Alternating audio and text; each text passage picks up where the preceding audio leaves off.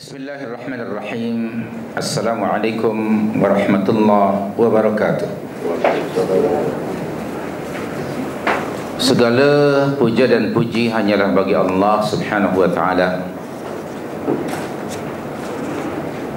Salawat serta salam semoga sentiasa Allah curahkan ke atas junjungan kita Nabi Muhammad sallallahu alaihi wasallam, juga ke atas ahli keluarganya, para sahabatnya dan sesiapa sahaja yang mengikuti petunjuknya hinggalah hari kebangkitan nanti. Hadirin hadirat, dengan izin Allah, pada malam ini kita akan menyambung poin nombor 43, ya, bahawa bangsa Yahudi adalah bangsa yang suka mengada-adakan urusan agama. Bangsa yang mereka-reka agama. Bangsa yang membuat innovation in the religion. Apakah karakter ini hanya milik mereka sahaja? Nah, itu pertanyaannya. Nanti kita akan baca insya-Allah penjelasannya, ya. Bagi menerangkan topik ataupun poin ini, Syekh Mustafa Al-Maraghi rahimahullah, beliau merujuk firman Allah surah Ali Imran ayat 78 dalam buku kita ni, muka surat 130. Seperti mana biasa, kita akan baca terlebih dahulu ayatnya. A'udzu billahi minasyaitonir rajim. A'udzu billahi minasyaitonir rajim. Wa inna minhum lafariqan yalwuna alsinatahum bil kitab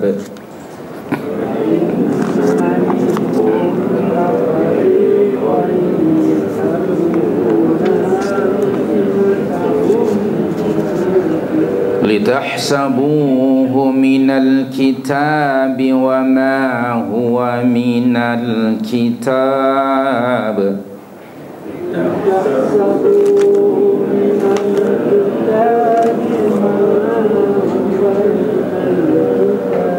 wa yaquluna huwa min 'indillahi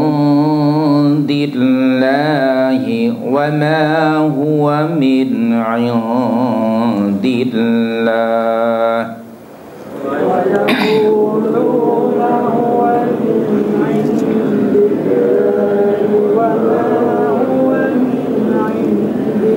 wa yaquluna 'ala Allahil kadhiba wa hum ya'lamun.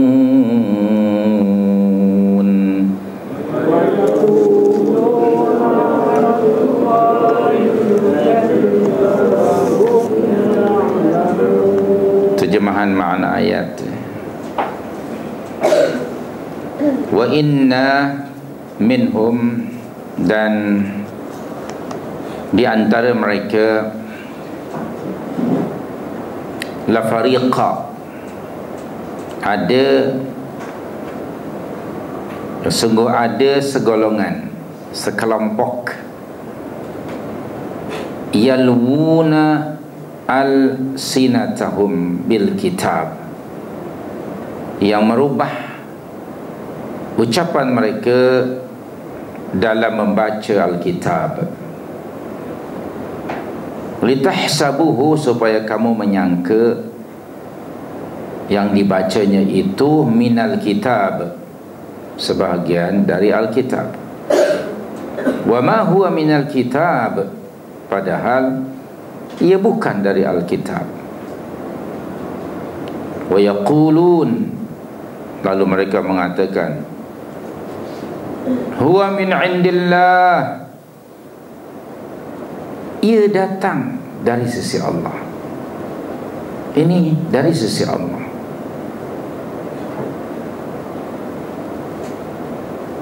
Wa ma huwa min 'indillah, padahal ia bukan dari sisi Allah.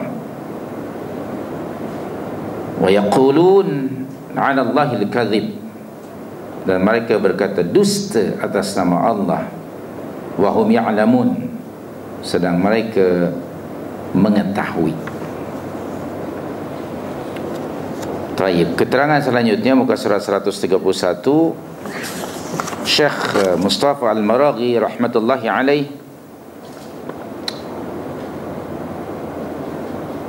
menerangkan atau memberitahukan kepada kita sebab nuzul ayat ini.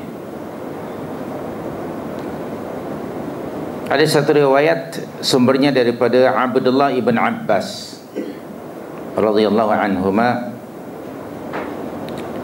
bahawa ada satu golongan Yahudi, dikatakan ini golongan ketiga dari puak-puak Yahudi,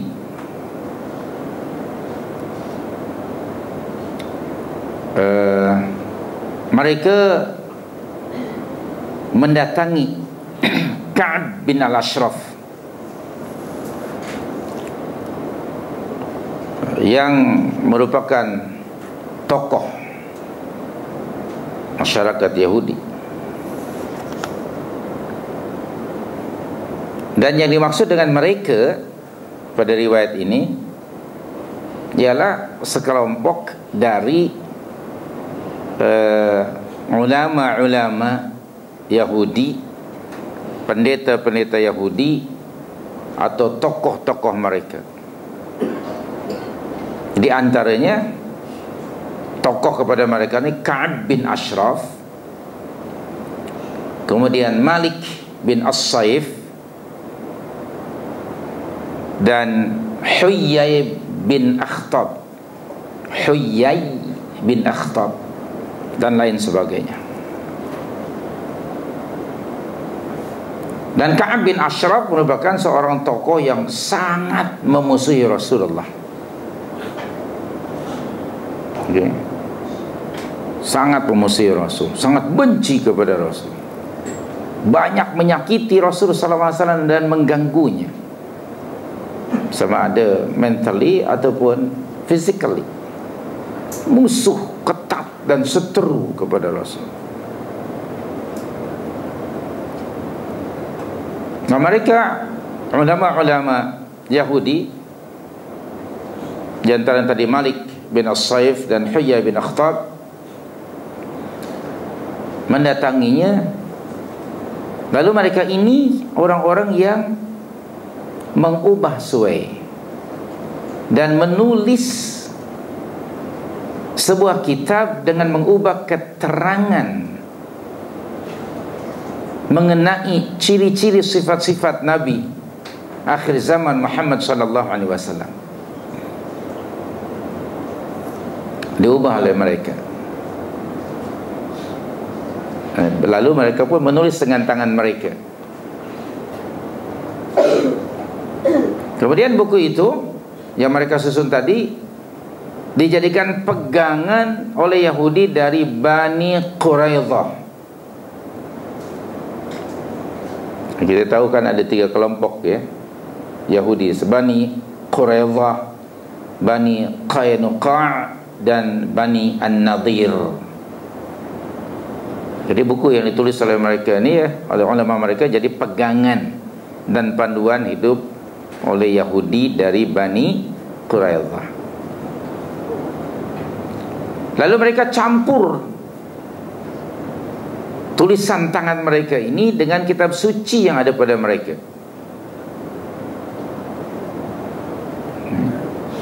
Jadi maknanya itu disebut tahrif dan taghyir, telah mengubah, menokok tambah, memindahkan.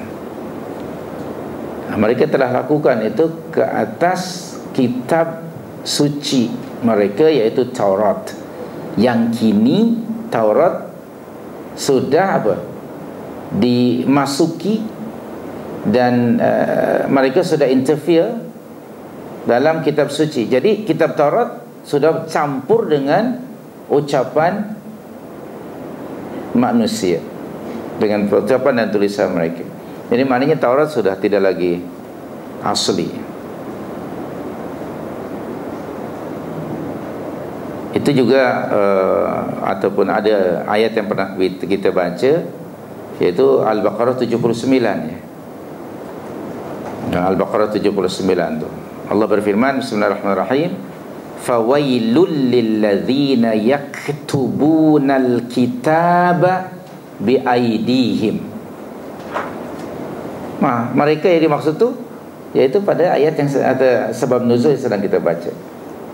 Di antaranya tadi Ka'ab bin Ashraf, Malik bin As-Saif dan Huyai bin Akhtab. Fawailul lilladzina yaktubunal kitab biaidihim. Mereka telah menulis apa? Sebuah kitab dengan tangan mereka sendiri, yang dijadikan pegangan oleh Bani Quraidah tadi. Okey. Itu ya, tahrif dan taghyir sudah berlaku pada kitab Taurat, dan mereka punya kitab yang tersendiri.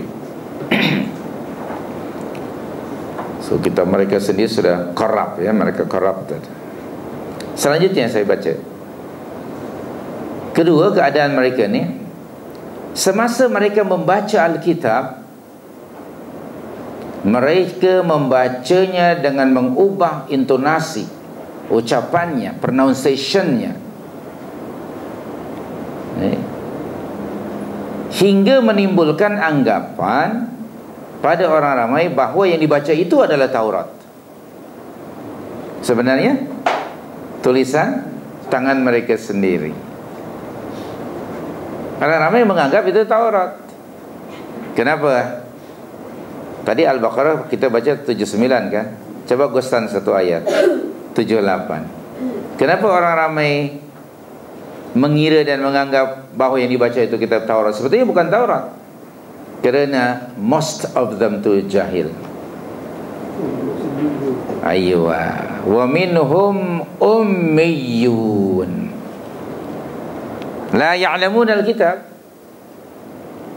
Kebanyakan mereka ummiyun, tidak tahu baca, tidak tahu menulis, tidak tahu Alkitab. Siapa yang membacakannya?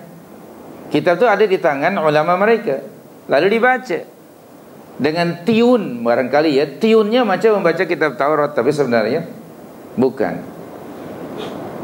Okay, Allah berfirman tadi, wa ma huwa minal kitab litahsabuhu minal kitab wa ma huwa minal kitab. Tapi orang ramai yang mana dan tahu. Minta maaf, orang yang ummiyun, yang jahil, tidak mungkin ada upaya untuk tidak mungkin mereka ada critical thinking. Tidak mungkin mereka akan bertanya. Okey? Kerana mereka orang jahil. Sebaliknya mereka menyangka apa yang dibaca itulah Taurat. Sebab apa kata mereka? Yang bacanya siapa? Ulama kan? Pendeta kan? Takkanlah mereka salah. Begitu. Nah, yang bacanya si fulan itu, ulama besar, takkan dia salah. Nah, yang cakap tadi tak tahu baca pun. Itu masalahnya kan? Tak tahu baca, tak kena ummi. Jadi dalilnya bukan lagi directly dari kitab Taurat, tetapi siapa yang membacakan. Nah, padahal belum tentu itu benar. Kadang-kadang mungkin ada orang yang membaca buku bahasa Arab, tapi tiunnya macam tiun orang baca Quran. Padahal tak apa-apa ini baca. Begitu. Jadi inilah sebab nuzulnya. Baik. Okey. Selanjutnya ada kalimah yalwun di sini. Yalwuna alsinatahum. Memutar belit lidah mereka. Yalwun. Bila mereka membaca kitab Al-Quran, kitab Taurat itu, mereka akan ubah tiun mereka, suara mereka. Itu salah satu di antara sikap dan sifat buruk orang Yahudi, yaitu memutar belit, memusing belit perkataan, memanipulasi ayat-ayat Taurat. Sebagai contoh, apabila mereka berjumpa dengan Rasul sallallahu alaihi wasallam, mereka akan mengucapkan salam. Tetapi ucapan salam mereka diyalbun, twist lidah mereka. Salam yang benar ialah assalamu, dalam alif, assalamu alaikum. Tapi mereka yalbun, mereka pusing lidah mereka, dia kata assalamu alaikum. Lam alifnya tidak ada. Tapi kalau dengar sepintas macam ada kan, assalamu alaikum. Apa arti assalamu alaikum? Matilah engkau. Itu. Mereka kena bencinya kepada Rasul. Instead assalamu, mereka kata assalamu alaikum. Na'udzubillah. Itu disebut yalwun ilsinata. Dalam bahasa kita putar belit lidah, itu contohlah seperti itu. Dan yalwun di sini tadi dalam dua bentuk. Yang pertama, mengubah suai, menokok tambah, atau menyembunyikan. Dan semasa membaca tadi yalwuna alsinatahum. Di dalam Al-Quranul Karim banyak ayat-ayat yang Allah Subhanahu wa ta'ala menjelaskan tentang karakter layu alsinatahum ni, memutar belit lidah mereka. Yang dimaksudkan dengan firman Allah di sini yalwuna alsinatahum bil kitab, itu sama ada yang pertama ialah dengan menambah-nambah kalimah atau ayat-ayat dalam kitab Taurat. Itu kalimah yalwuna alsinatahum fil kitab. Yang pertama dengan biziyadah fi kalamillah, dengan menambah-nambah firman Allah yang ada di dalam kitab Taurat. Okay. Ditambah. Dalam bahasa kita sejengkal jadi sedepa lah begitu. Kita kotak-kotak tambah. Atau yang kedua, yalwuna alsinatahum fil kitab itu dengan cara apa? Kebalikan dari menambah apa? Menguranginya. Okay? Mengurangi ayat kitab Taurat. Ketiga, dengan cara mengubah makna ayat. Mereka buat apa? Interpretasi mengikut hawa nafsu mereka. Diubah, taghyir makna. Diubah maknanya. Misalnya, contohnya lah, pada kitab Taurat ada ayat-ayat yang menjelaskan tentang sifat-sifat Rasul yang akan datang itu. Maka mereka ubah maknanya. Ayatnya remain lah seperti itu. Tapi sebenarnya katanya yang dimaksudkan dalam ayat ini bukan dia. Begitu. Mereka ubah maknanya. Dari bangsa kita, bukan orang Arab. Pokoknya mereka ubah maknanya.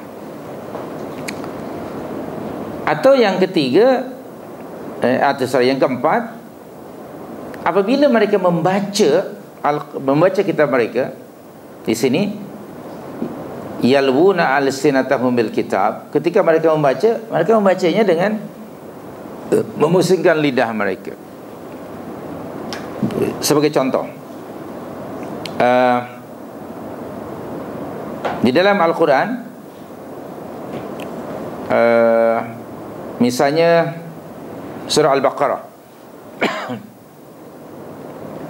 104. Surah Al-Baqarah 104. Kita tengok ayatnya. Qala Ta'ala, bismillahirrahmanirrahim, Al-Baqarah 104. Ya ayyuhalladzina amanu la taqulu ra'ina wa qulu unzurna wasma'u. Wahai orang-orang yang beriman, janganlah kamu mengucapkan perkataan kepada Nabi Muhammad SAW ra'ina, tetapi katakanlah kalimah unzurna, dan dengarlah kami. Ada nota kaki di bawah di sini. Ra'ina bahasa yang benar, maksud yang benar dalam bahasa Arab ialah sudilah kiranya engkau ya Rasulullah memperhatikan kami. Itu kalimah ra'ina, daripada ra'in, ra'a yar'a, ra'in, ra'ina. Itu kata kerja perintah.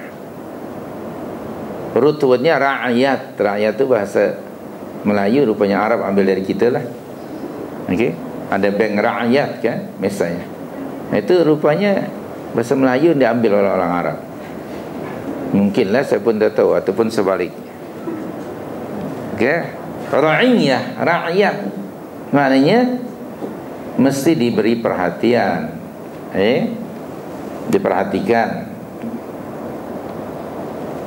Di ketika para sahabat radhiyallahu anhum ajma'in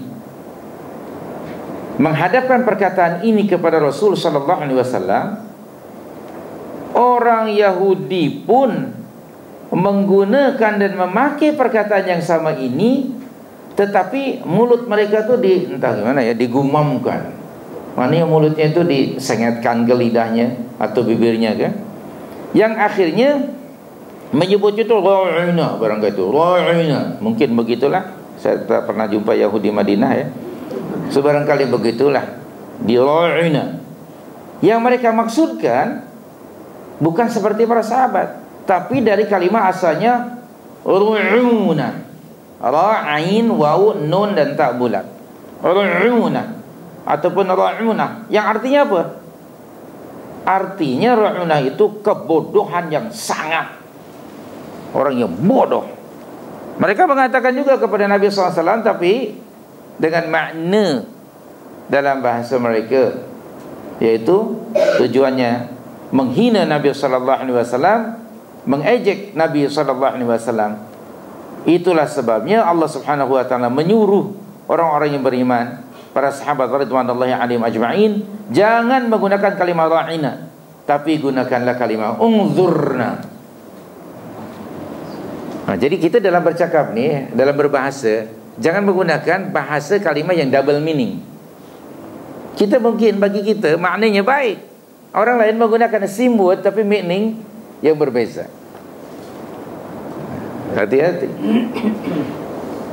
Maka itu di sini juga pengajaran yang lain, orang-orang mukminin jangan sekali-kali menggunakan istilah, any terminologi yang digunakan oleh musuh Islam. Jangan digunakan itu. Please avoid. Jangan meniru dan menggunakan istilah mereka.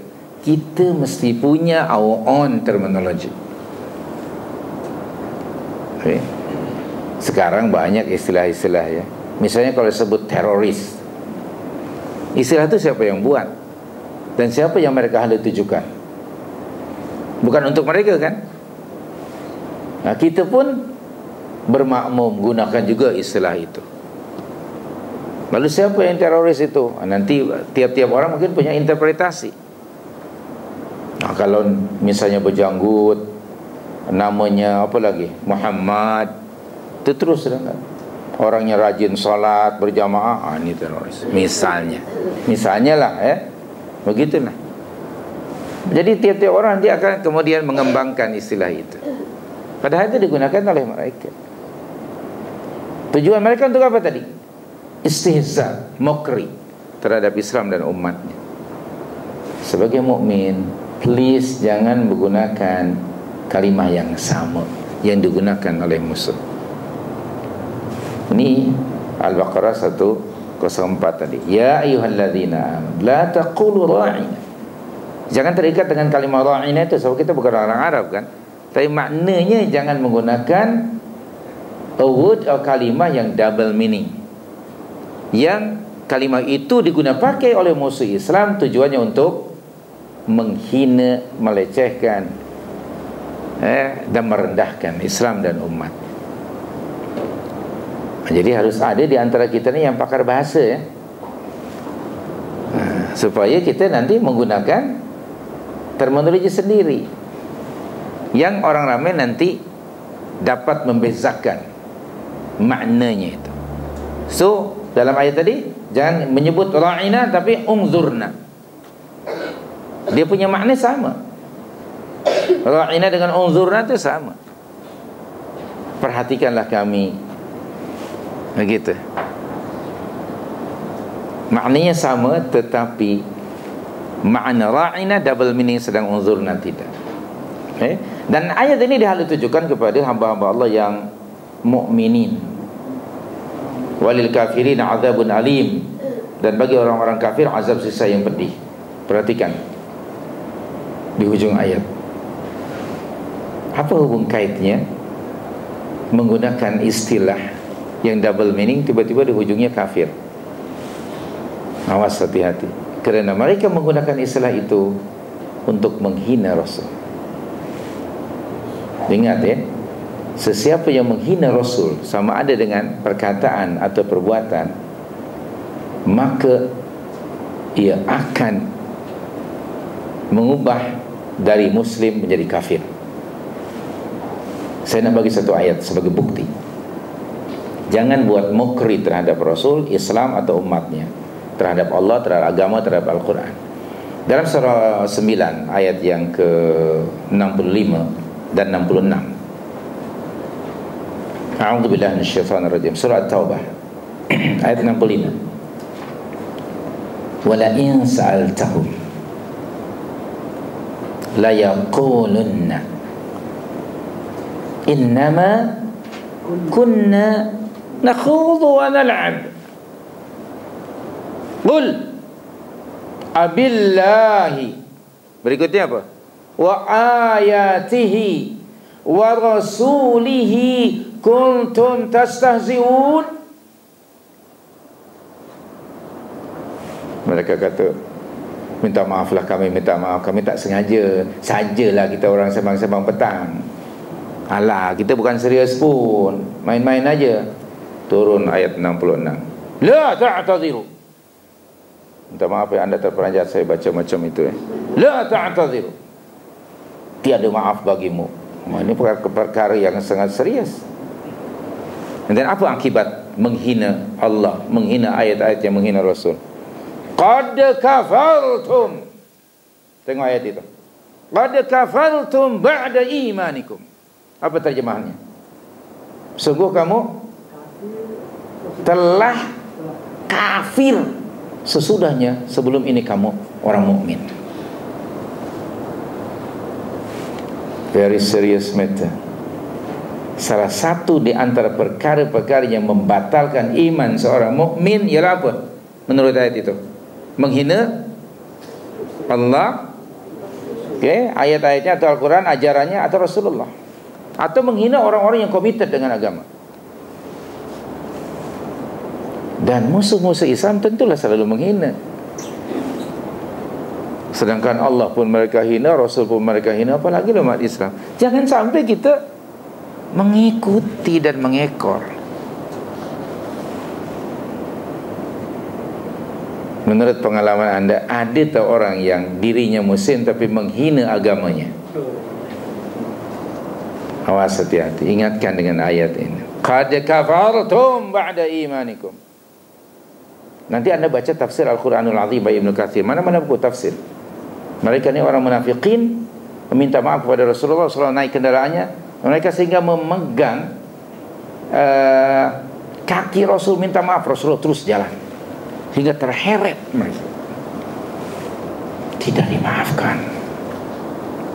It's a very very serious matter. Jangan buat istihza, mokri terhadap. Salah satu di antara dosa-dosa besar ialah al-istihza bid-din, menghina agama, menghina Allah, menghina Al-Quran, menghina syariat Islam, ajaran daripada Allah, undang-undang daripada Allah, dan menghina Rasul, serta menghina orang-orang muslimin yang lain. Okey, so waspada. Balik kepada buku kita tadi. Itu saya bagi contoh tadi, antaranya yalwuna al-sinatahum. Kemudian dalam konteks yalwun yang lain itu tadi sudah disebutkan, mereka menambah ya, mengurangi dan sebagainya. Kita tengok Selain daripada surah Al-Baqarah, kita dapati di dalam Al-Quran ada lagi ayat yang seiras dengannya, surah An-Nisa ayat 46. Jom kita tengok surah An-Nisa ayat 46. Bismillahirrahmanirrahim. Sudah jumpa ayatnya? Minal ladzina hadu yuharrifuna al-kalima an mawadhi'i. Sebagian dari golongan orang-orang Yahudi, ada mereka yang yuharrifunal kalima an mawadhi'i, mengubah-ubah perkataan atau ayat-ayat Taurat dari tempat-tempatnya. Ada nota kaki di bawah, maksudnya mengubah arti kata-kata, tempat, atau menambah dan mengurangi. Ini termasuk yalwuna alsinatahum bil kitab litahsabuhu minal kitab, ya. Ini jadi maknanya tadi sudah saya sebut, di antara yalwun ialah at-tahrif wa taghyir, mengubah, menakut, tambah. Lalu mereka mengatakan wa yaqulun, dan mereka berkata sami'na wa 'asayna. Tengok, ini karakter orang Yahudi. Mereka berkata apa? Kami sami'na, mendengar, tetapi kami tidak mau menurutinya. Mendengar tapi tak buat. Dalam bahasa kita apa ya? Kami dengar tapi nanti dululah. Sami'na wa nanti dulu. Barangkali begitu. Ai masih muda lah, misalnya lah. Itu dia. Sami'na, nanti dulu lah, ai masih muda. Bila lagi? Nantilah lepas mati. Barangkali lah. Astaghfirullahalazim. Misalnya, ya. Dan mereka juga mengatakan pula begini, wasma', dengarlah, sedang kamu sebenarnya tidak mendengar apa-apa. Ghaira musma'in. Dan berikutnya wara'ina. Ini sama dengan Al-Baqarah tadi 104 kan? Dan mereka mengatakan ra'ina, yang tujuannya ialah menghina Nabi sallallahu alaihi wasallam. Layyan bi alsinatihim. Allah mendedahkan nih. Allah dedahkan nih. Sebenarnya tujuan mereka yaitu apa? Memutar-mutar atau memusing-musing lidah mereka. Dan keduanya apa tujuannya? Wa ta'nan fid din, dan mencela agama. Walau annahum qalu sami'na wa ata'na wasma' wanzurna lakana khairan lahum wa aqwam walakin la'anahum Allahu bi kufrihim fala yu'minuna illa qalila. Itu di antara makna yalwun, menukar tambah, menukar, mengganti ayat-ayat. Okay. Contoh yang lain, kita tengok surah yang kelima, surah Al-Ma'idah ayat 13. Tengok lagi contoh yang lain, dalam surah yang kelima ayat 13. Baik. Bismillahirrahmanirrahim. Fabima naqdihim mitsaqahum la'annahum. Kerana sebab mereka melanggar janji, maka kami laknat mereka. Wa ja'alna qulubahum qasiyah, dan kami jadikan hati mereka menjadi keras membatu. Wal a'yadu billah. Apa yang mereka selalu buat? Kenapa mereka mendapat kutukan seperti itu? Yuharrifunal kalima amma wadhi'ihi. Ini dia sebabnya. Kerana mereka sentiasa apa? Merubah perkataan atau ayat-ayat Taurat dari tempat-tempatnya. Itu yuharrifunal kalima. Wa nasu, yang kedua, wa nasu hazzam mimma dzukkiru bih. Itu yang kedua. Dan mereka sengaja melupakan sebagian dari apa yang mereka telah diperingatkan dengannya. Ini karakter dan sifat buruk Yahudi. Okey. Contoh yang lain, ataupun saya tak baca lah, anda catat saja rujuk nanti ya. Surah 17 ayat 4 hingga 7, surah Al-Isra ayat 4 hingga ayat 7, kemudian surah Ibrahim surah 14 ayat 9, dan terakhir surah Al-An'am surah yang ke-6 ayat 91. Nanti anda boleh rujuk ya. Ya, ayat-ayat tadi menjelaskan tentang apa yang dimaksud dengan mereka yalwuna alsinatahum, mereka mengubah ucapan mereka. Okey, taib. Balik pada buku kita ni, muka surat 131. Para pendeta Yahudi yang memasukkan kata-kata berasal dari tokoh-tokoh mereka kemudian dimasukkan di dalam rangkaian pembacaan kitab suci mereka. Apa tujuannya? Untuk menipu umat Islam. Tadi ada kalimah litahsabuhu minal kitab, supaya kamu mengira bahawa ia termasuk dari kitab Taurat. Allah mendedahkannya. Tujuannya supaya menipu umat Islam. Dengan cara semacam ini diharapkan umat Islam percaya bahawa kata-kata yang mereka baca itu adalah berasal dari sisi Allah, padahal sebenarnya hasil rekaan mereka semata-mata. Okey, so itu Yahudi pada masa itu. Mereka melakukan seperti itu. Saya bagi komen satu di antaranya. Kenapa mereka boleh campur tangan dalam kitab Taurat dan mengubah, menokot tambah? Sebabnya Allah sendiri bagi tahu kepada kita dalam surah yang ke-544 melalui firman Allah yang mulia di situ. Allah Subhanahu wa taala telah mengamanahkan bagi menjaga kesucian kitab Taurat itu. Yang pertama, diamanahkan kepada rasul-rasul Bani Israel. Kedua, kepada nabi-nabi dari Bani Israel. Ketiga, kepada ulama-ulama mereka. Di tengah kalimah ayat tersebut ada firman Allah, bimastuhfidhu min kitabillah. Ada tak ayat itu di tengah-tengah ayat, bimastuhfidhu min kitabillah, kerana Allah telah mengamanahkan kepada mereka untuk menjaga kesucian kitab Taurat.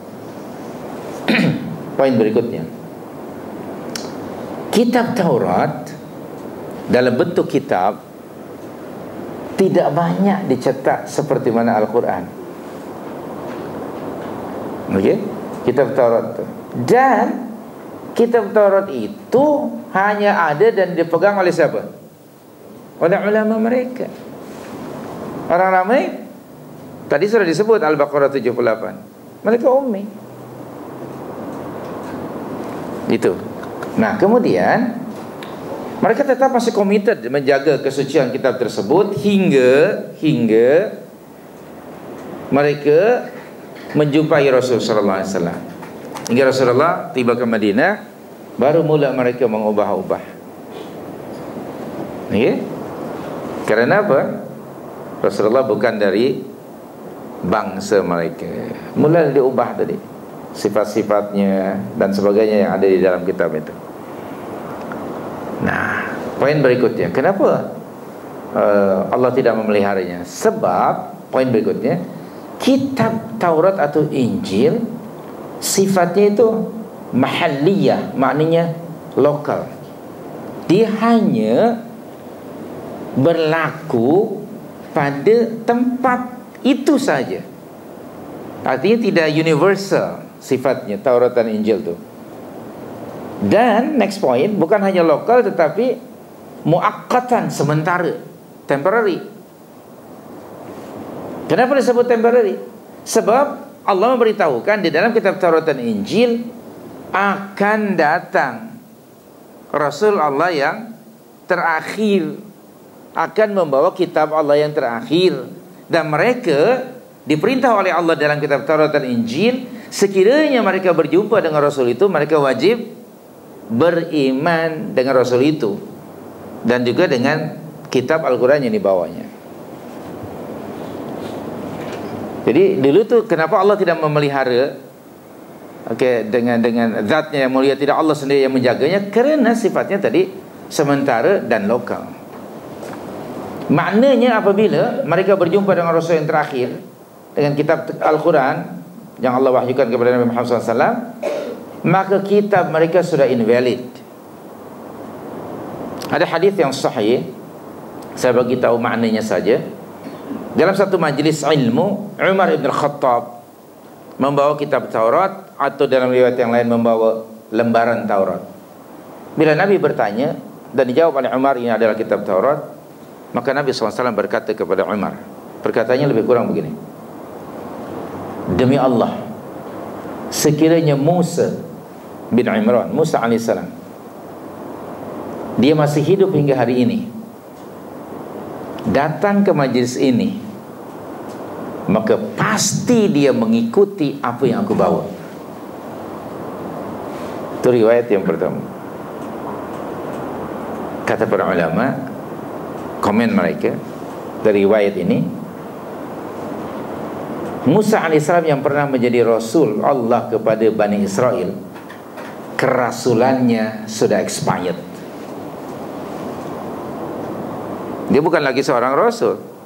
Kalau berjumpa dengan Muhammad SAW, dia menjadi apa? Umat Muhammad SAW. Kedua, Nabi kata pasti dia mengikuti apa yang aku bawa, mengisyaratkan, menyatakan bahawa Musa yang pernah dibekalkan oleh Allah kitab suci yang namanya Taurat, jika ia berjumpa dengan Rasul, maka kitab Taurat itu sudah invalid, tidak lagi boleh digunakan sebagai panduan hidup. Kenapa? Sebab dia hanya untuk bangsa tertentu saja pada masa yang tertentu.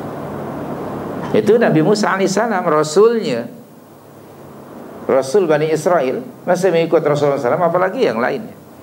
Riwayat yang kedua, sekiranya Musa AS masih hidup hingga hari ini, datang ke majlis ini, berjumpa dengan kamu, lalu kamu mengikuti Musa dan meninggalkan aku, la dhalaltum, pasti kamu sesat.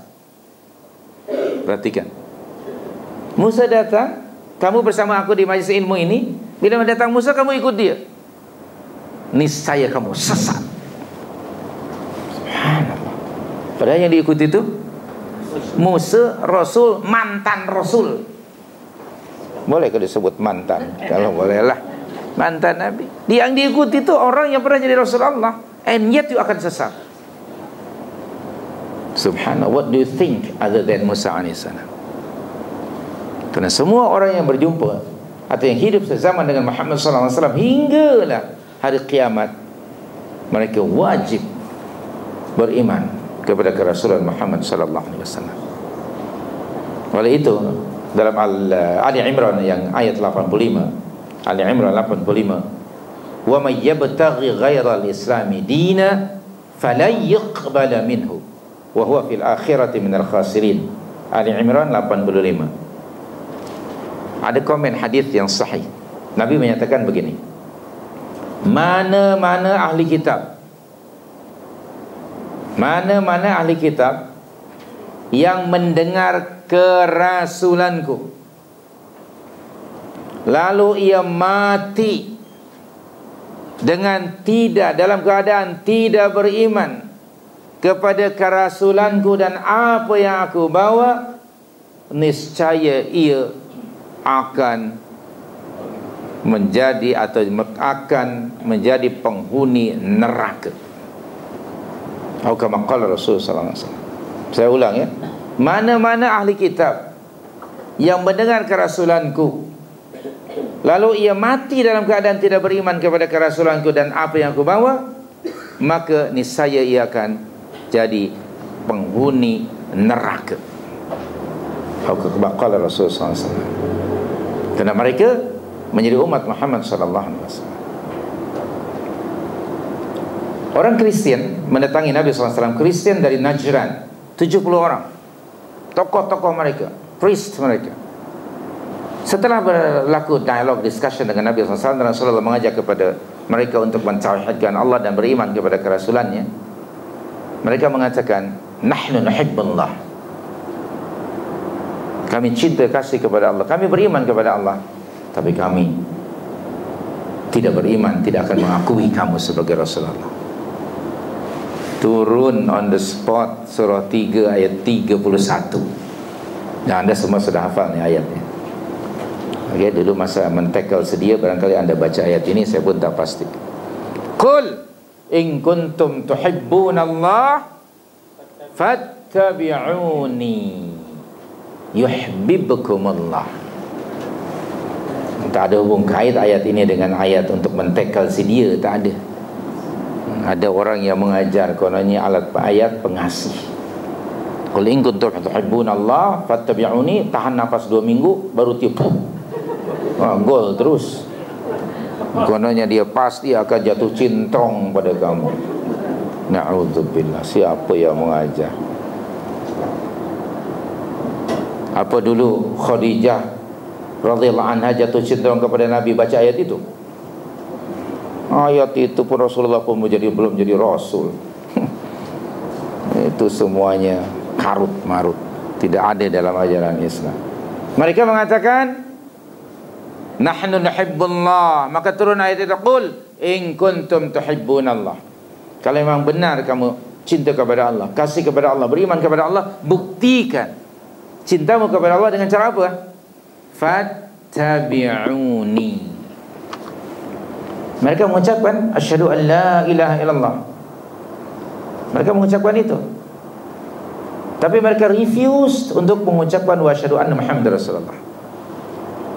Dulu sebelum Muhammad SAW datang, dia belum menjadi Rasul, mereka mengucapkan asyhadu an la ilaha illallah. Kalau orang Yahudi, wa asyhadu anna Musa Abdullah wa Rasuluh. Orang Kristen, wa asyhadu anna Isa Abdullah wa Rasuluh.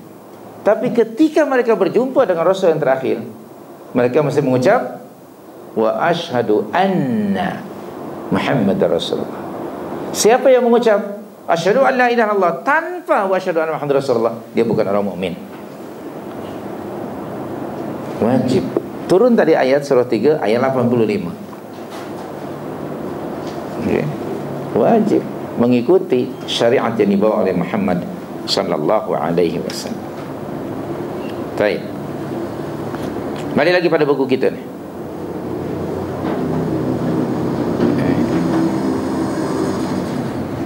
Dengan demikian, kata-kata yang mereka masukkan dalam kitab suci mereka adalah dusta belaka dan ciptaan mereka sendiri. Tengok di dalam ayatnya, ya, Ali Imran tadi ni ayat 78, Allah menafikan itu adalah dari firman Allah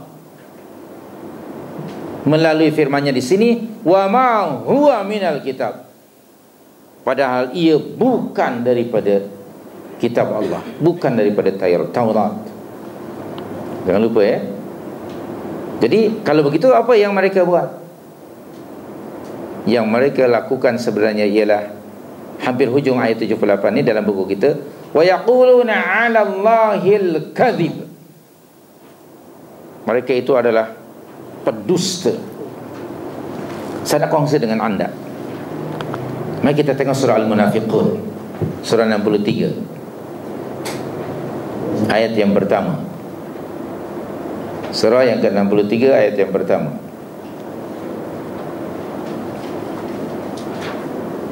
Apa bunyi ayatnya? Bismillahirrahmanirrahim. Apa? Idza ja'akal munafiqun qalu, apa kata mereka? Nashhadu innaka Rasulullah. Kemudian ayat berikutnya, wallahu ya'lamu innaka la rasuluh wallahu yashhadu innal munafiqina lakadzibun. Orang Yahudi mengatakan bahawa ini, saya balik dulu pada orang Yahudi ya. Ini Perkataan ini datang dari Allah, katanya. Sebenarnya perkataan mereka. Allah telah menyatakan di dalam ayat Al-Quran ini dan tadi surah Al-Munafiqun bahawa berdusta itu sudah sebati dengan mereka. Berdusta itu sudah jadi karakter mereka. Dan dalam surah 63 ayat yang pertama, berdusta sudah sebati dengan siapa? Surah itu surah apa? Al-Munafiqun. Orang munafik mendatangi Nabi SAW. Wa asyhadu annaka ya Muhammad Rasulullah. Tapi sebenarnya hanya di mulut saja, hati mereka menafikan. Mereka kufur. Hanya di mulut mengucapkan, tapi hati mereka mengingkarinya. Itulah karakter orang Yahudi dahulunya di zaman Nabi dan orang munafik. Yahudi dengan munafik ini selalu apa? Sama-sama bekerja dan bekerja sama. Kamceng hingga hari kiamat. Okay? Allah mendedahkan Islam. Tengok dalam Al-Baqarah ayat yang ke-8 yang anda sudah hafal. Al-Baqarah ayat 8. Bismillahirrahmanirrahim. Wa minan nas may yaqulu amanna billahi wa bil yawmil akhir. Mulut aja, buktinya Allah menafikan adanya iman. Hujung ayat apa? Wa ma hum bimu'minin. Itu orang munafik. Kalau pasal cakap menggunakan lisan, itu memang karakter munafik. Kita tidak tahu, Allah yang mendedahkan. Mereka menyembunyikan kekufuran di dalam hati mereka, maka Allah dedahkan kepada kita. Siapa orang mukmin? Supaya orang mukminin tahu. Ada orang yang mengucap syahadatain, ada orang yang mengaku mendakwa dirinya muslim, tapi sebenarnya dia bukan, dia orang munafik. How? Macam mana kita nak tahu dia orang munafik? Kerana hati kita tidak tahu kan? Kalau nak tahu, mari kita tengok surah 24 ayat 47. Bismillahirrahmanirrahim. Surah An-Nur 47. Wa yaquluna. Tengok. Dan mereka bercakap. Yaqulun tu berkata. Apa kata mereka? Amanna billah. Oh, hebat betul kalau pasal cakap ni. Wa bir rasul wa ata'na. Wow, semangat betul. Apa kata mereka? Kami beriman dengan Allah dan Rasul, dan kami akan mentaati Allah dan Rasul. Wow, masa itu belum turun titah perintah. Kemudian apa yang berlaku ayat berikutnya? Thumma. Nah, anda tengok, belang mereka nampak. Kemudian setelah turun perintah dan larangan Allah, Allah menyeru begini, ya ayyuhalladzina amanu, buat itu, tinggalkan ini. Tinggalkan itu, buat ini. Orang mukminin pada surah yang sama ayat 51, mereka mengatakan sami'na wa ata'na. Tengok ayat 51-nya tu. Innama kana qaulal mu'minina idza du'u ila Allah wa rasulihi liyahkuma bainahum ay yaqulu sami'na wa ata'na. Tapi mereka ayat 47, summa, kemudian ketika diturunkan peraturan syariat Allah, kamu akan nampak yatawalla fariqum minhum min ba'di dzalik. Apa terjemahannya? Ayat 47. Kemudian sebagian dari mereka berpaling sesudah itu. Tadi kata kami beriman kepada Allah dan Rasul akan mentaati. Tapi bila diturunkan, buat itu tinggalkan ini, apa yang berlaku? Mereka disobey Allah dan Rasul. Cakap tapi tidak buat. Tidak ada ketaatan. Tengok hujung ayat. Apa firman Allah? Hujung ayat. Ayat 47. Bukankah Allah menafikan mereka itu orang mukmin? Firman Allah, wa ma hum bimu'minin, wa ma ulaika bil mu'minin. Betul? Wa ma ulaika bil mu'minin. Apa terjemahannya? Sekali-kali mereka itu bukanlah orang-orang yang beriman. Siapa yang mengatakan itu? Allah Subhanahu wa ta'ala, firman Allah. Allah tidak mengiktiraf iman mereka. Maka itu belum cukup menjadi mukmin baru hanya mengucap syahadatain. Rasulullah ada menyebut dalam satu hadis mafhumnya, la ilaha illallah itu kunci syurga, kunci pintu syurga. La ilaha illallah miftahul jannah. Lalu apa kata Rasulullah? Sesungguhnya tiap-tiap kunci itu ada gigi-giginya. Betul tak? Anda bawa kunci, kita tengok. Masih ada gigi ya?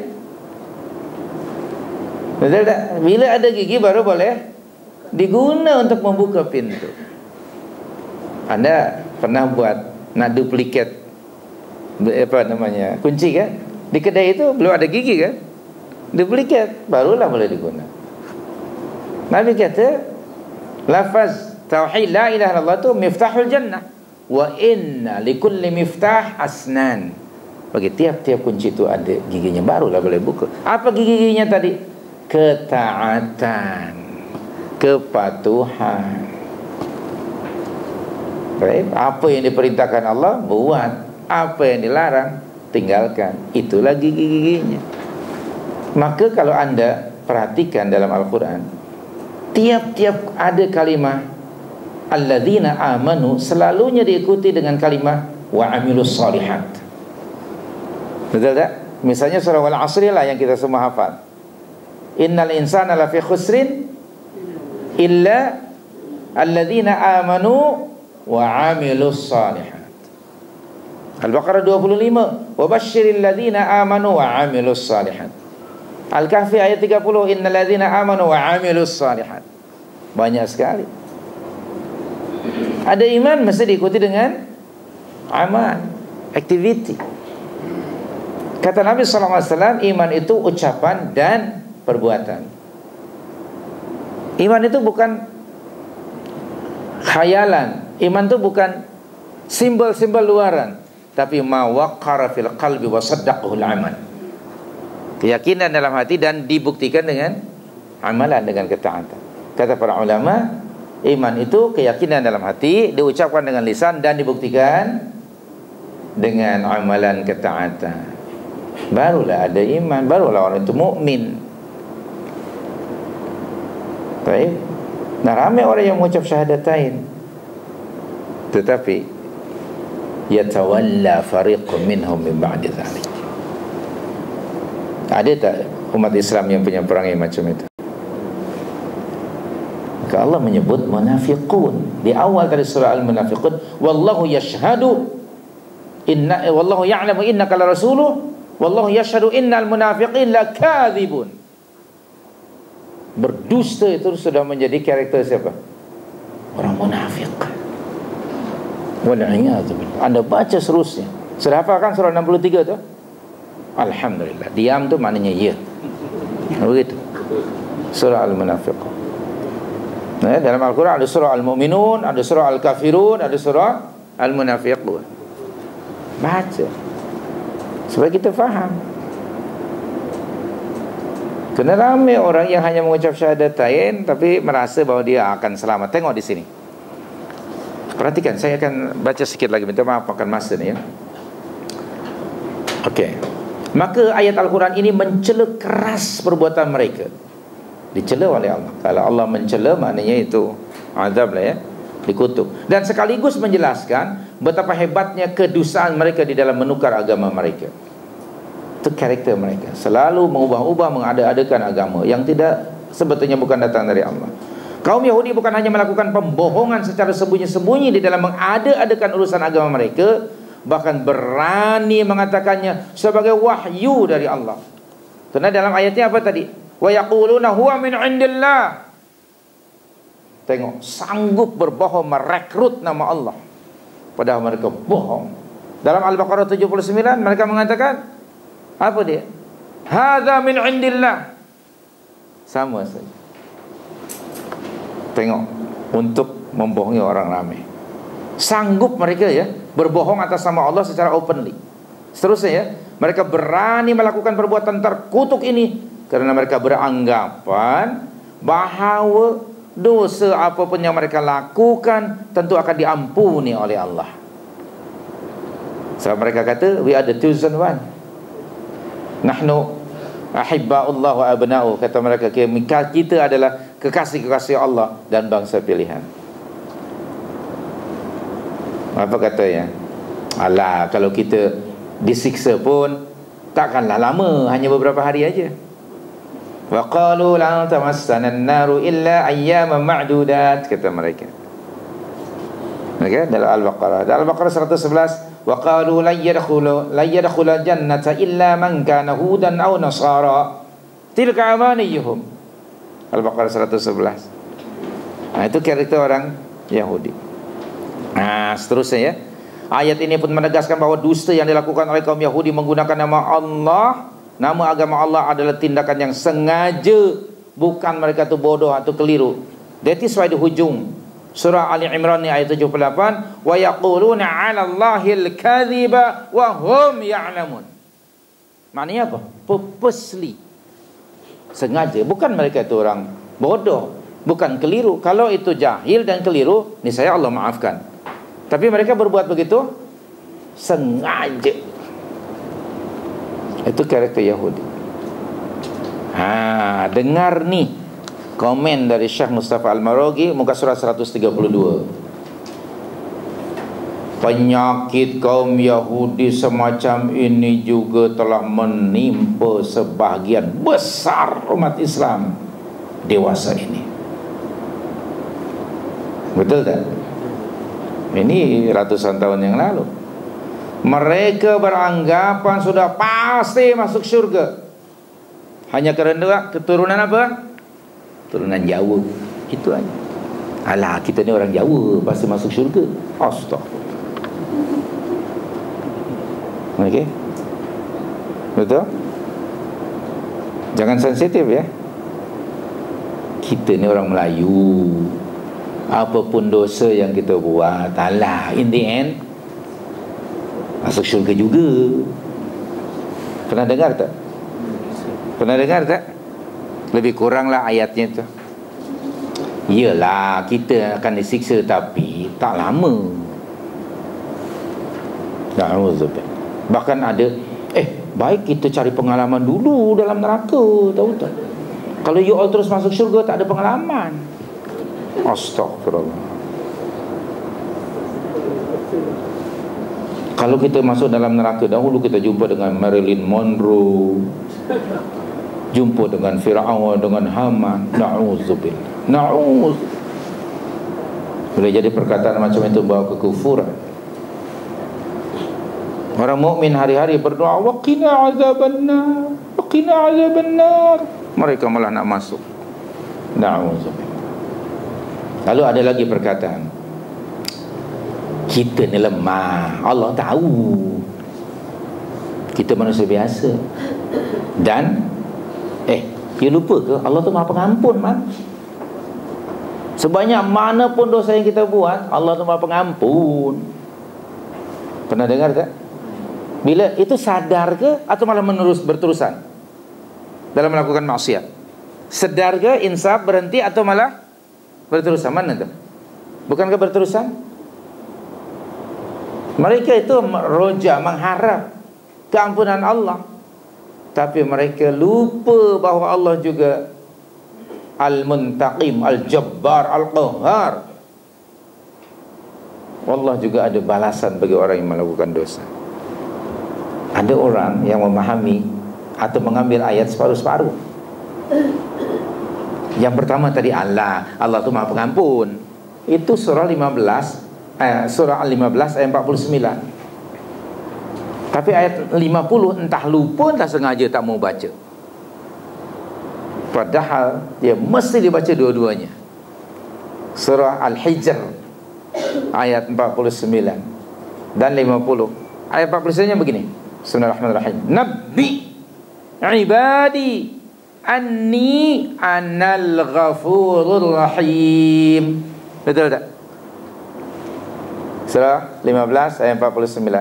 Wahai Muhammad sallallahu alaihi wasallam, sampaikan oleh kamu, beritahu oleh kamu kepada manusia seluruhnya, Nabi ibadi, kepada hamba-hamba aku, anni, bahawa sesungguhnya aku ni Al-Ghafur Ar-Rahim. Apa arti Al-Ghafur? Maha Pengampun. Ar-Rahim Maha Penyayang, mengasihani. Ada orang yang baca itu je ayat itu. Allah tu Maha Pengampun, Maha Penyayang. Semestinya ketika Maha Pengampun minta ampun kan, dan berhenti, betul tak? Berhenti. Ya Allah, ampunilah saya telah berbuat salah. Ini malah apa? Berterusan. Lupa ke ayat 50?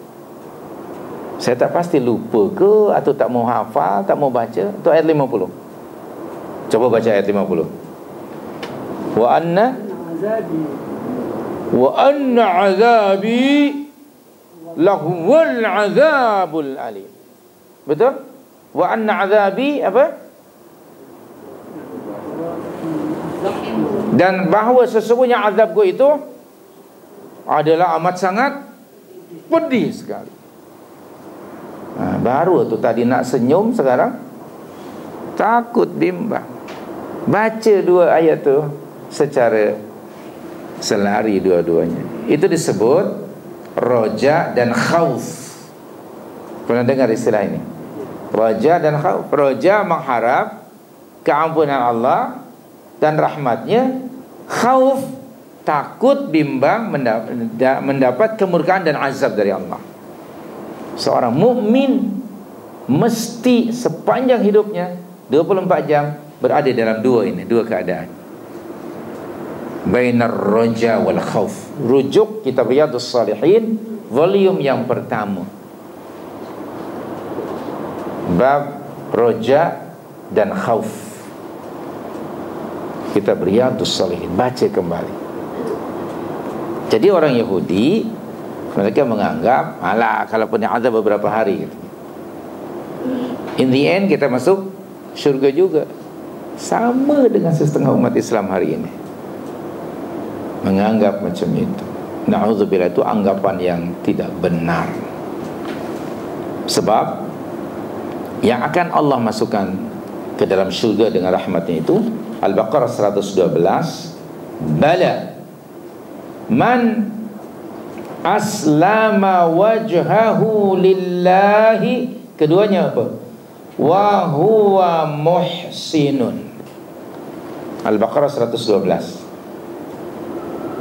Falahu ajruhu 'inda rabbih wala khaufun 'alaihim wala hum yahzanun. Betul? Al-Baqarah 112. Bala, tidaklah seperti dakwaan kamu itu, ayat 111. Kononnya hanya orang Yahudi dan Kristen saja akan masuk syurga. Hanya karena mereka menganggap sebagai chosen, the chosen people, menganggap keturunan Nabi. Minta maaf ya, kadang-kadang penyakit ini pun ada, kata Al-Maraghi, pada diri umat Muslim hari ini. Begitu confident bahawa dia akan masuk syurga hanya kerana sebab keturunan. Padahal menurut Allah ini polisi dan ketetapan dari Allah. Siapa dia yang akan dimasukkan ke dalam syurga oleh Allah itu? Man to whosoever, siapa saja.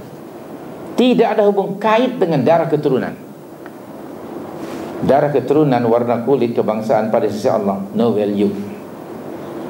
Allah tidak akan menilai kamu melalui itu, melalui kebangsaan kamu. Rujuk nanti 49 ayat 13 Dan hadis Nabi SAW bahawa tidak ada kelebihan bagi Arab kepada non-Arab, begitu sebaliknya tidak ada kelebihan bagi orang yang berkulit putih kepada orang yang berkulit hitam, begitu sebaliknya, kecuali dengan takwa.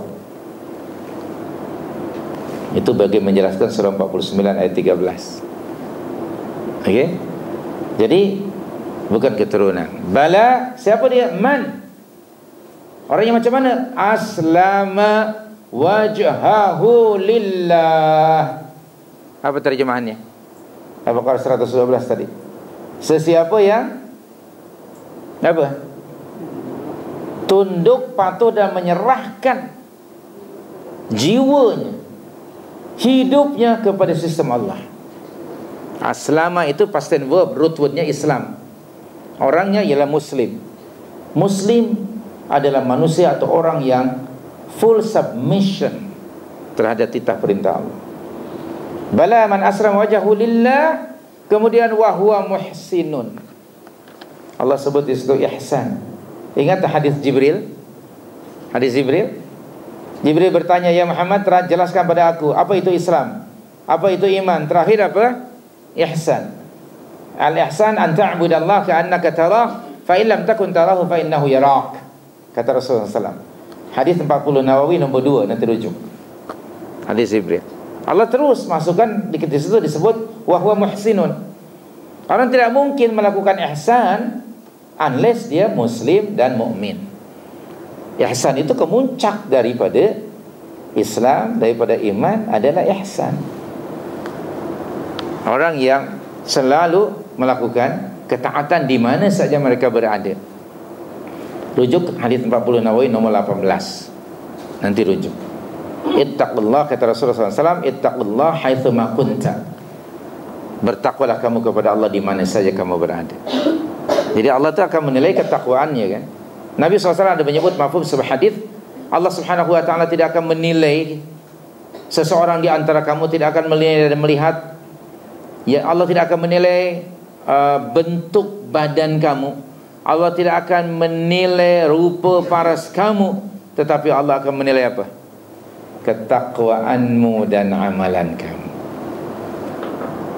Innallaha la yanzuru ila jasamikum wala ila suwarikum walakin yanzuru ila qulubikum wa a'malikum. Rujuk hadis 40 Nawawi itu. Ada hadis macam ini. Sikit lagi minta maaf ya, teruskan. Mereka beranggapan sudah pasti akan masuk syurga sekalipun biar dosa apapun yang mereka lakukan. Na'udzubillah min dzalik. Ada tak umat Islam hari ini di atas muka bumi mengaku Islam tapi berterusan melakukan dosa? Ada kan? Lalu mereka yakin tak akan masuk syurga? Mereka begitu yakin, confident. Padahal semua kaki barangkali ada pada dia, kecuali kaki kursi lah. Dalam bahasa orang tua kita dulu, kaki botol, kaki apa lagi? Kaki betina, satu lagi kaki apa? Kaki judi. Semua kaki ada, kecuali kaki palsu lah. Semua ada. Dia kata apa? Dia Muslim, sebab dia keturunan Islam. Don't worry lah, whatever we do, Allah akan ampunkan. Akhirnya kita masuk syurga. Begitu confident masuk syurga. Kalau kita tanya, who told you? Who informed you that you are going to be admitted into paradise? Who? Itu karakter Yahudi yang tadi disebut pada Al-Baqarah 111. Ternyata sudah melanda, sudah menimpa sebagian besar umat Islam, kata Syekh Mustafa Al-Maraghi di sini. Seterusnya, kerana mereka berkeyakinan bahawa setiap orang Islam pasti akan mendapat pertolongan syafaat dari Nabi. Itu mereka yakin betul. Apa katanya? Banyak-banyaklah baca salawat, nanti kita dapat syafaat. Solat tidak, puasa tidak, apa-apa tidak. Berjudi, berbohong, rasuah, telanjang hari-hari. Dia kata banyak baca salawat dapat syafaat dari Nabi. Na'udzubillah. Tak ada kerja lain, bersalawat dan confident bahawa mereka akan mendapat syafaat dari Rasul. Atau Rasulullah ada menyebut bahawa Allah Subhanahu wa taala menjanjikan kepada aku satu tempat di syurga namanya Al-Wasilah. Oleh itu, Apabila kamu mendengar azan, hendaknya kamu respon dan mengakhiri azan dengan bacaan doa itu. Allahumma rabba hadhihi da'wati tammah was salatul qa'imah ati Muhammadanil wasilah. Begitu, wal fadilah wad darajah rafi'ah wa ba'thu maqama mahmudan alladhi wa'anta. Kata Nabi apa? Siapa yang baca doa itu, niscaya dia akan dapat syafaat daripada aku. Maka dia pun responlah azan itu dan baca doa, tapi tidak solat. Ada tak? Di Jakarta ada, di sini tak ada. Tapi tidak salah. Saya pergi ke Mesir, ke Kairo, di satu tempat sama dengan kita. Masjid itu ada rumah Pineng, ada rumah wilayah persekutuan. Saya tinggal sewa di situ. Pelajar kita ramai. Ketika subuh 3 orang saja pelajar kita. Dan orang tempatan pun tidak ramai. Macam masjid dan surau kita. Yang datang orang tempatan pun semuanya POP, orang-orang pencen lah. Persatuan orang pencen, bukan hanya di kita, situ pun ada. Kemudian kebanyakannya mereka tu yang datang semuanya cemen. Cemen belaka. Salat duduk di atas kursi, cemen belaka. Saya senyum sama dengan surau aku di masjid. Saya tanya pada pelajar kita, adik-adik, malam tadi kita salat Isya, kita makan bersama maghrib. Kami ada makan lah, ramai kawan-kawan. Mana dia mereka? Tak tahulah pakcik. Ya Allah, kenapa tidak salat berjamaah? Padahal sebelah saja masjid. Rasulullah ada menyebut, la salata li jiranil masjid illa fil masjid. Tidak ada salat bagi jiran masjid kecuali di masjid. Hari ini astagfirullah, rupanya bukan hanya di tempat tertentu, di mana-mana, worldwide. Sebulan mereka lepas dari masjid sampai ke Jogja. Di Yogyakarta dia kata, ada masjid. Kami ada program yang memenuhkan kami aja. Orang tempatan boleh dibilang dengan jari. Padahal di sekeliling masjid itu rumah begitu rapat, yang kononnya majoritinya Muslim. Mana mereka? Allah menyeru, Allahu Akbar, Allahu Akbar. Allah itu Maha Agung, buktikan. Tapi ada orang yang sibuk dengan dunia. Allah itu bukan lagi akbar, tapi mungkin asghar. Bagi mereka urusan dunia lebih penting daripada Allah. Na'udzubillah. Kalau benar anda meyakini bahwa Allah itu akbar, berhenti semua aktiviti. Respond to him. Dalam surah 8 ayat 24, ya ayyuhalladzina amanu Ya ayyuhalladzina amanu stajibu lillahi walir rasul idza da'akum lima yuhyikum. Surah yang ke-8 24. Dan di dalam surah 62 ayat yang ke-9, ya ayyuhalladzina amanu idza nudiya lis-salah min yaumil jum'ah fas'au ila dzikrillah wa dharu al-bay'. Wa dharul bay', tinggalkan semua aktiviti. Zalikum khairul lakum in kuntum ta'lamun. Tapi realitinya astagfirullah, wallahul musta'an. Jadi kita kembali lagi pada buku yang terakhir sekali 2-3 baris ni. Na'udzubillah min dzalik. Cukup dengan mengaku mereka itu mengaku beragama Islam walaupun tidak melaksanakan syariat Islam, bahkan melakukan perbuatan yang biasa yang dilakukan oleh orang kafir dan munafik.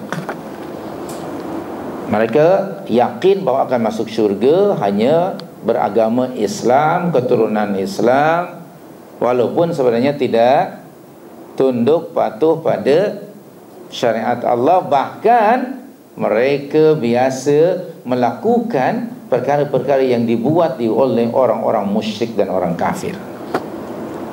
Pengalaman saya di Perkembangsar lah dulu beberapa tahun, bincang dengan budak muda non-muslim dan kawan-kawannya. Saya ajar dia pada Islam. Dia kata, kenapa saya masih masuk Islam? Sebab dia, saya ramai kawan-kawan saya Melayu Muslim, they do what I do. So saya pun KO teruslah. knockdown nak cakap apa-apa. They do what I do. Dia kata, why should I be a Muslim?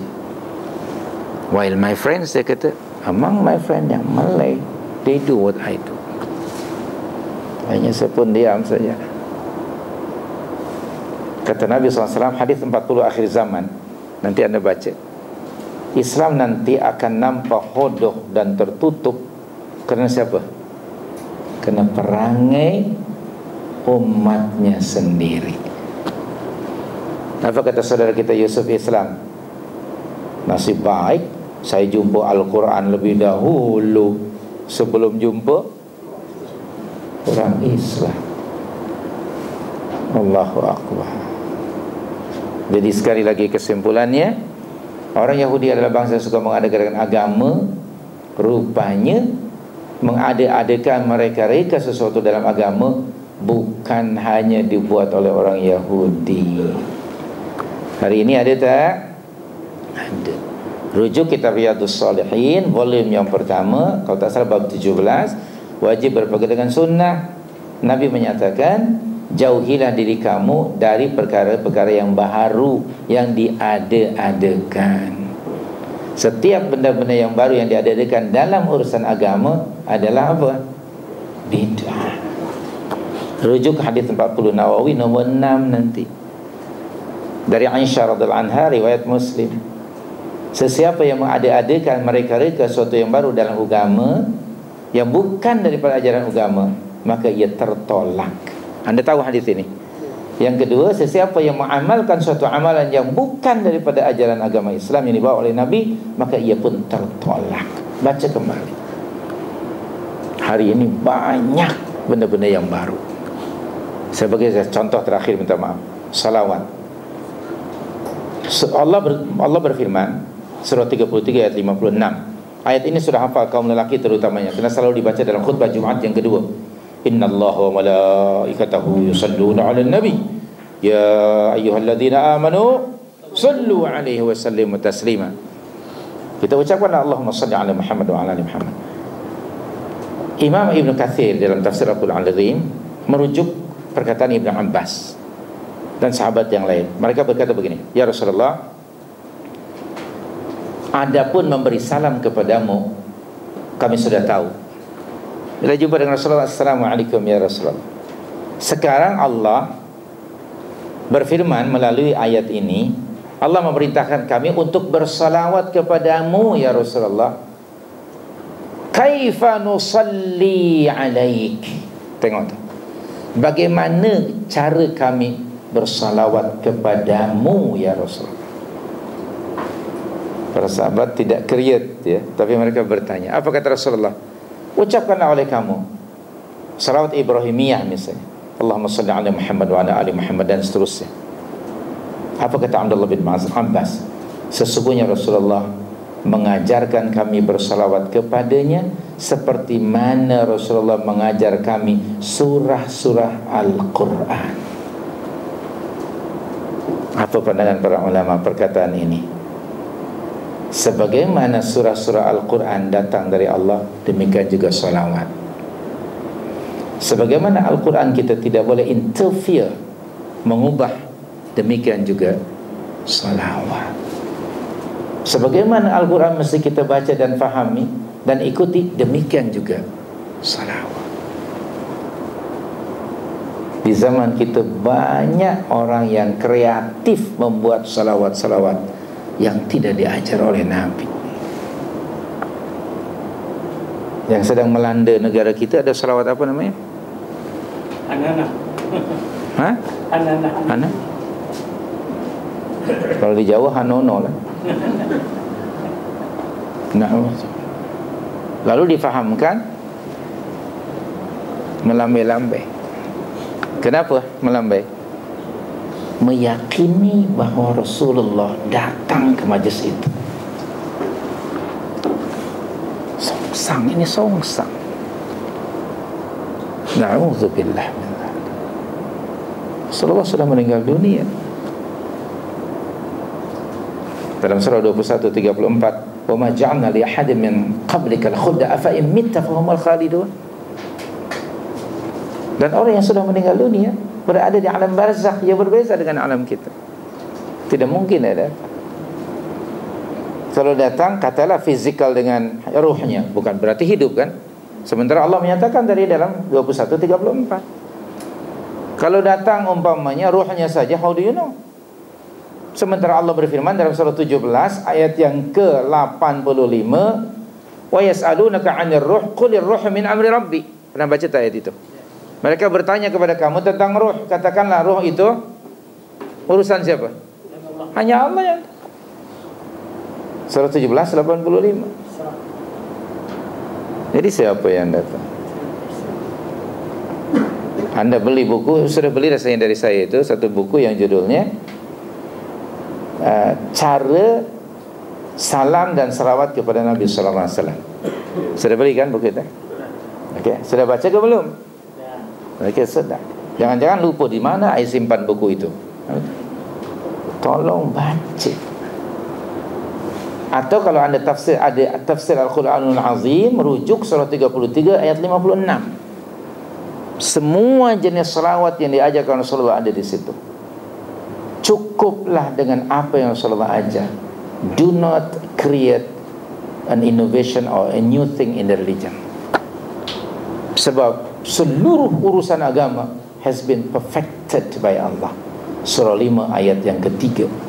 Al-yawma akmaltu lakum dinakum wa atmamtu 'alaikum ni'mati wa raditu lakum al-islam dinan. Surah 5 ayat 3. Dalam kitab 40 Nawawi hadis nombor 42, Rasulullah SAW mengatakan, tidak beriman salah seorang di antara kamu hingga ia mengikuti, tunduk, hingga keinginannya, pilihannya, kecenderungannya tunduk patuh ikut pada apa yang aku bawa. Dalam riwayat yang lain Rasulullah mengatakan, dalam kitab Riyadhus Shalihin, tiap-tiap umat aku akan masuk syurga melainkan mereka yang enggan. Bersahabat bertanya, siapa yang enggan masuk syurga ya Rasulullah?